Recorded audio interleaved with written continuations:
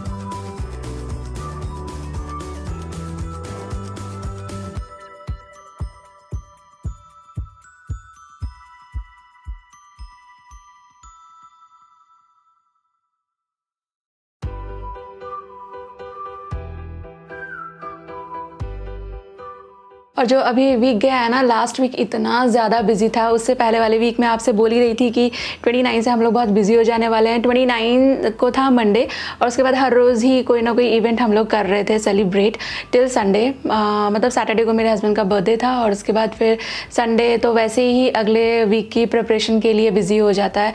मेरा था टचअप का प्लान लेकिन वो पूरा रह ही गया। तो आई एम प्लानिंग कि आ जाएगा वीकेंड तो इस वीकेंड में टचअप कर लूँगी। ऑल्सो मैं है ना आपके कॉमेंट्स पढ़ रही थी, मतलब इंस्टाग्राम पे मैसेजेस पढ़ रही थी, तो मुझे वहाँ पे एक फ्रेंड ने पूछा था कि मतलब जो स्किन पे पिगमेंटेशन के मार्क्स होते हैं उसके लिए क्या करें। तो मैं आपको बिल्कुल मेरी ऑनेस्ट पर्सनल स्टोरी बता रही हूँ। मेरे भी यहाँ पर है ना बहुत ज़्यादा ऐसे हाइपर पिगमेंटेशन था initially. I tried a lot of things until last year. तो कोजिक एसिड मैंने ट्राई करना शुरू किया मेरी स्किन पे, तो मुझे काफ़ी ज़्यादा आराम मिला है, मतलब काफ़ी ज़्यादा मुझे असर दिख रहा है।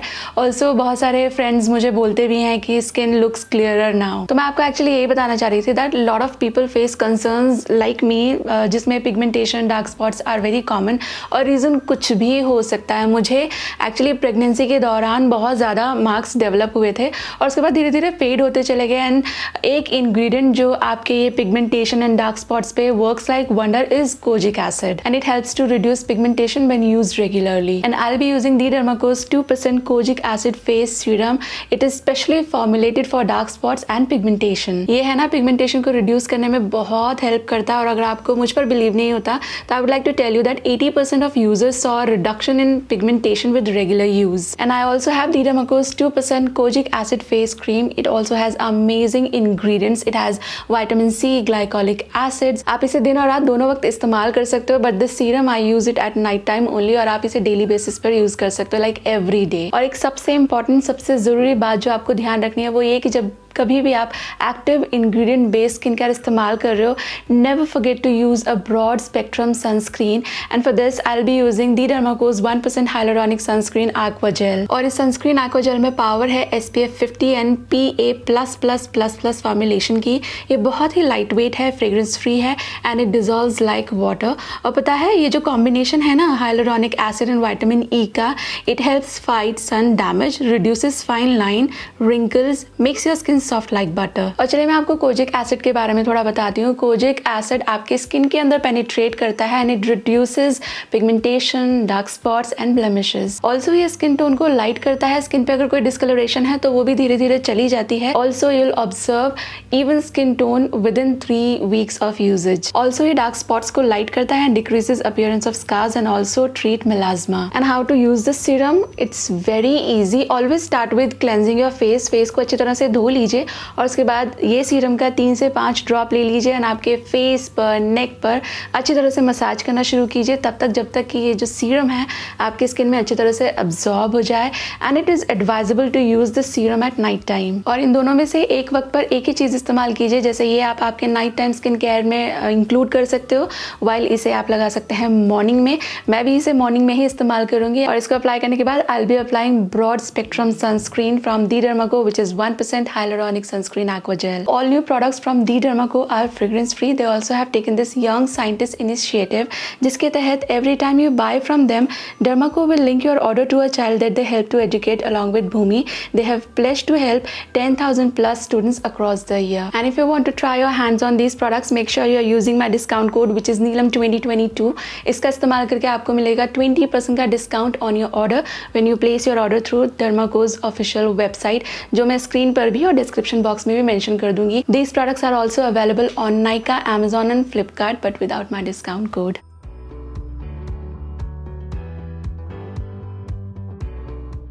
और मैंने जो चिमनी के फ़िल्टर्स हैं वो आज फिर से लगाए हैं धुलने के लिए। कल जब लगाए थे तो साफ़ नहीं आए थे, आज लगाए तो मुझे थोड़े थोड़े अभी साफ़ लग रहे हैं। बट जैसे ही पलटा तो मेरा हसीन ख्वाब टूट गया। ये देखें ना, साफ़ नहीं हुआ है। कॉर्नर में एक कॉर्नर पे थोड़ी सी ज़्यादा गंदगी रह गई है एंड लुक्स लाइक एक बार और इसको रखूँगी धुलने के लिए तो शायद एकदम ही साफ़ आ जाएगा।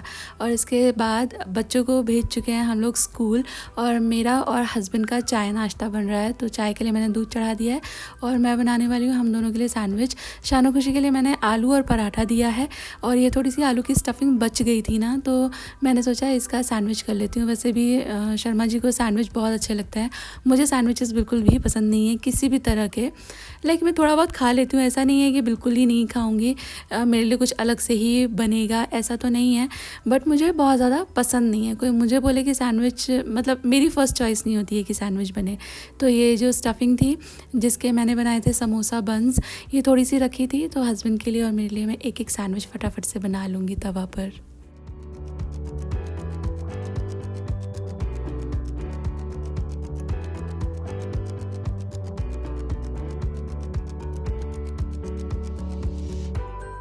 और पिछले हफ्ते मैं आपसे बोल रही थी कि सैटरडे को जाना है हमें एक इम्पॉर्टेंट काम करने के लिए और एक इम्पॉर्टेंट न्यूज़ आपके साथ जल्दी ही शेयर करूँगी। हम लोग गए थे उस दिन सैटरडे को और जो काम था वो हो गया और इस हफ्ते वो सभी ट्रांजैक्शंस हो रहे हैं।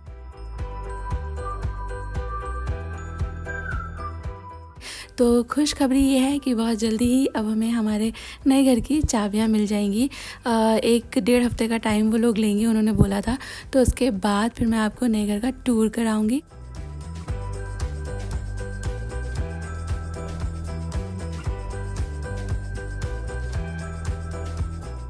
पहला सैंडविच जो है वो तैयार हो चुका है, मैंने इसको काट लिया है, दूसरा मैंने सेकने के लिए रख दिया है। और ये है ओट्स कुकीज़। पिछली वीडियो में मैं इसकी रेसिपी मैंने आपके साथ शेयर की थी, आप ज़रूर से बनाइएगा, ये काफ़ी हेल्दी हैं। आप इसमें गेहूं का आटा या मल्टीग्रेन आटा डाल लीजिएगा तो एकदम ही हेल्दी बन जाएंगी, टेस्टी भी बहुत लगती हैं। वो वाली वीडियो अगर आपने मिस करी है ना तो उस वीडियो का लिंक मैं रख दूँगी आज की वीडियो के डिस्क्रिप्शन बॉक्स में, आप चेक कर लीजिएगा। शाम की चाय का वक्त हो रहा है और हस्बैंड मेरे बोल रहे हैं कि थोड़ा कुछ पकौड़े वगैरह कर ले। एंड मैंने है ना दाल भिगोई थी, और ये दाल की पता नहीं क्या किस्मत है, ये मैंने चना और मसूर का दाल मिक्स करके भिगोया था लंच के हिसाब से, बट ये लंच में नहीं बनी। अभी मैं सोची थी चलो इसे डिनर में बना लूँगी, तो हस्बैंड बोल रहे हैं कि पकौड़े, तो फिर मैं इसी दाल को यूज़ करूँगी क्योंकि ये सोक किया हुआ रखा हुआ है। और मेरी मम्मी बनाती थी एक बहुत ही अलग तरह के पकौड़े चना दाल और मसूर दाल से, इसमें थोड़ा मूँग भी डाल सकते हैं। उसको अच्छी तरह से पीस लेने के बाद है ना, मुझे आप बताना कमेंट बॉक्स में क्या आपने पोई का नाम सुना है। पोई बोलते हैं, यस, उसको मालाबार स्पिनच भी बोलते हैं। तो वो छोटे छोटे मनी प्लांट जैसे, पान के पत्ते जैसे पत्ते होते हैं, वो थोड़ा स्लाइमी होते हैं और थिक होते हैं वो पत्ते। तो मेरे घर में आप में से कोई भी मेरठ को बिलोंग करता है तो हम लोग पांडा नगर में रहते थे, तो पता नहीं मेरे पापा को किसने वो पोई के बारे में बताया था, मालाबार स्पिनच के बारे में। वो एक बेल जैसा होता है, तो वो पापा ने ला के लगाया था। वहाँ ऐसा क्यारी कल्चर बहुत है, घर के बाहर थोड़ा थोड़ा जो ज़मीन रहती है वहाँ पे लोग बहुत सारे अच्छे फ्लावर्स वगैरह लगा लेते हैं। तो उसमें पापा ने वो डाला था और वो इतना फैल गया था ना, जो वो बाउंड्री नहीं होती, कंपाउंड वॉल्स जो होती हैं उसके ऊपर पूरा फैल गया था। तो मेरी मम्मी उससे बहुत सारी रेसिपीज़ करती थी क्योंकि फ्रेशली अवेलेबल था और घर का था, और मतलब अच्छा भी लगता था, हम लोग भी खा लेते थे। तो आलू के साथ पोई लीव्स की फिर भुजिया करते थे, वो भी बहुत अच्छी लगती है। और उसके है ना पकौड़े भी बनाती थी मम्मी। तो ये जो पकौड़े मैं बनाने वाली हूँ ना दाल के, तो इसमें पोई लीव्स डलती थी, यानी मालाबार स्पिनच, और ज़माना हो गया मुझे वो खाए, बट 2-3 ईयर्स में हम लोगों ने वो घर छोड़ दिया था। उसके बाद से कभी भी पोई मैंने खाया भी नहीं, देखा भी नहीं। पर अभी दाल के पकौड़े बनाऊंगी सोच रही थी मैं, तो मुझे एकदम से इंस्टेंस याद आ गया। I thought of sharing this video. आप में से कितने लोग को पता है पोई के बारे में और कितने लोगों ने टेस्ट किया है? तो वो डलता है बेसिकली इस वाली रेसिपी में, लेकिन मेरे पास तो वो है नहीं, तो आप स्पिनच भी डाल सकते हो, पर मेरे पास स्पिनच भी नहीं है। आई हैव मोरिंगा लीव्स, तो वो डाल करके मैं इसके बड़े अच्छे से पकौड़े बनाने वाली हूँ।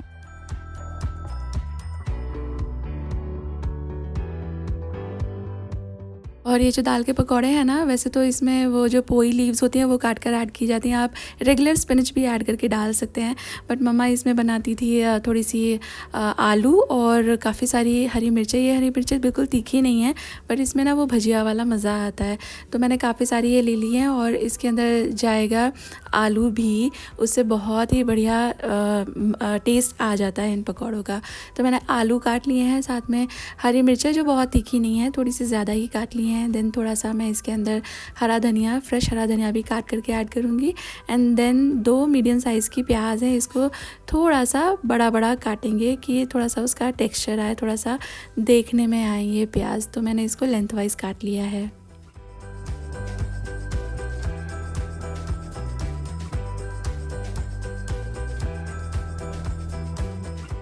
और सोक किए हुए दाल के अंदर एक हरी मिर्ची ऐड करी हुई, रखी रखी लाल हो गई। हरी मिर्ची, लाल मिर्ची कोई भी आप ऐड कर सकते हो। स्लाइट तीखी वाली ऐड की है मैंने। थोड़े से इसके अंदर लहसुन ऐड करूँगी और थोड़ा सा अदरक का टुकड़ा। अदरक जितना आप लेते हैं उससे डबल लहसुन लीजिएगा। और इसके बाद अगर आप नहीं खाते लहसुन तो अवॉइड भी कर सकते हैं। और इसको थोड़ा थोड़ा पानी डाल करके पीस लीजिए। बिल्कुल रनी पेस्ट ना बने, इस चीज़ का ध्यान रखें, बट जितने में पीसने में हेल्प हो जाए दाल को उतना पानी आप डेफिनेटली ऐड कर सकते हो। इसके बाद इसके अंदर जो भी चीज़ें अभी हमने काटी थी वो सभी ऐड कर देंगे। आप इसमें है ना कूटी हुई काली मिर्च, क्रश किया हुआ आखा धनिया भी ऐड कर सकते हैं। मैंने आलू और मोरिंगा लीव्स ऐड कर दिए हैं। थोड़ा सा ज़ीरा मैंने ऐड किया है। रेगुलर मसाले हल्दी, मिर्ची, धनिया का पाउडर। हल्दी का पाउडर भी थोड़ा कम है, धनिया का पाउडर भी थोड़ा कम है, और मिर्चियाँ भी मैंने थोड़ी सी कम ही डाली हैं क्योंकि मैंने एक तीखी मिर्ची पीस ली है।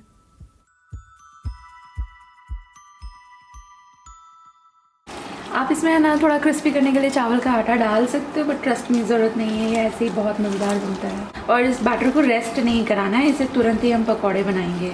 और जैसा मैं कह रही थी, मैंने यहाँ पर डाला है मोरिंगा लीव्स। आपके पास जो अवेलेबल हो, like Malabar spinach, regular spinach, या तो थोड़ा मेथी भी डाल सकते हो आप इसमें। अदरवाइज़ थोड़ा सा धनिया बढ़ा करके डाल सकते हैं, थोड़ा पुदीना भी डाला जा सकता है।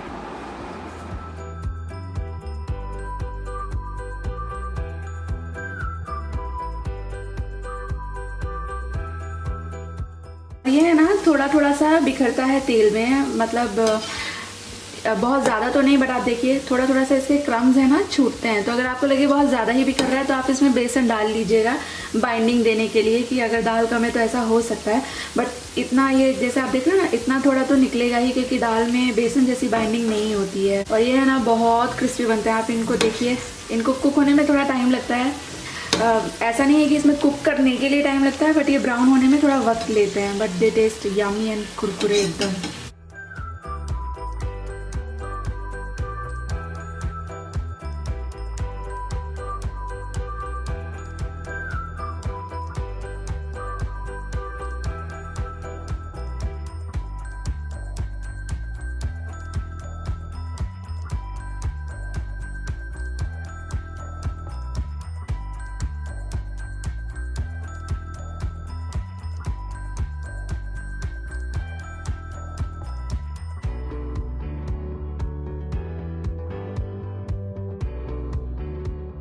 और गर्मा गर्म पकौड़ों के ऊपर थोड़ा सा चाट मसाला स्प्रिंकल कीजिए, और इसे फिर आप दही वाली चटनी, हरी चटनी, मीठी चटनी, केचप, चाय, जिसके साथ चाहे एंजॉय कीजिए। बताओ, मेरे जो ताऊजी थे ना, हमारे यहाँ पापा के जो बड़े भाई होते हैं उनको ताऊजी बोलते हैं, तो उनको बहुत ज़्यादा शौक था चने की दाल के पकौड़े खाने का। तो वो चने की दाल जब वो आते थे ना, तो मम्मी मेरी सिलबट्टे में पीसती थी। बैक देन हमारे पास मिक्सर ग्राइंडर नहीं था, क्योंकि उनको बहुत पसंद है उनके जेठ जी को। तो वो सिलबट्टे में चना की दाल पीस करके उसके इतने अमेजिंग पकौड़े बनाती थी, लहसुन वगैरह डाल के। मैंने उतने यम्मी कभी कहीं नहीं खाए। मैं खुद भी ट्राई करती हूँ ना, तो वो वाला हाथ, मतलब वो वाला स्वाद नहीं आता।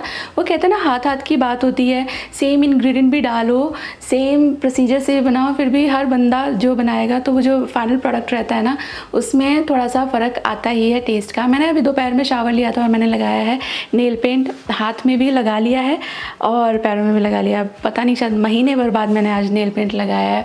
मैं सोच रही थी कि जो फेक नेल्स हैं वो प्रेस ऑन है मेरे पास, वो लगा लूँ, बट फिर आटा वाटा गूंदने में दिक्कत होती है।